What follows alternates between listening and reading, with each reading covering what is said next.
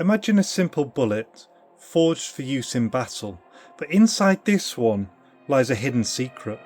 Today we're not just talking history, we're unveiling a piece of craftsmanship born from the trenches of war.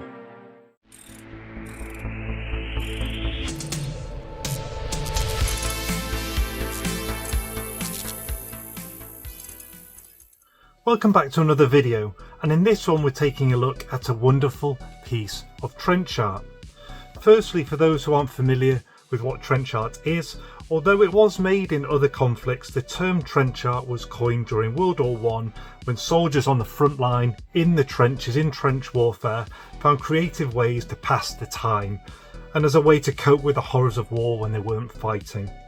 They took leftover material such as shells, bullets or other battlefield debris, and then they transformed them into a range of items from decorative things to practical things such as ashtrays. So what about this one? This is a .303 round, or a .303 round or bullet, and this was used by the British forces from 1889 until the 1950s, so including both World War I and World War II, and was fired from iconic rifles such as the Lee-Enfield. During its long service life, the ball pattern up here at the top progressed through 10 different marks, which eventually extended to a total of about 26 variations. But this one is a Mark 6, produced in 1904 onwards, with a 215 grain jacketed round with a nose bullet, similar to the Mark II, but with a thinner jacket.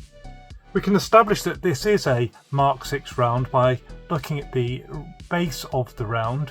So first of all, we can see just here we have a V and an I to denote a Mark 6.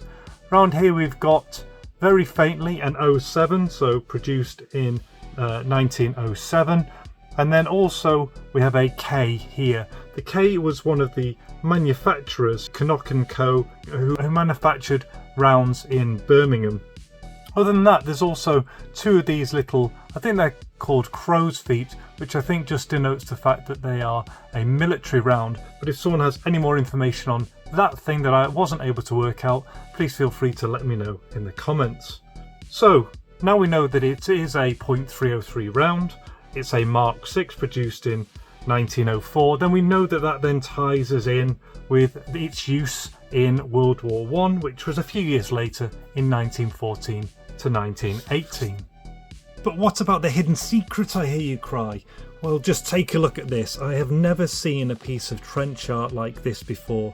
What appears to be a completely standard bullet and casing actually conceals a hidden utility knife. Just look at that.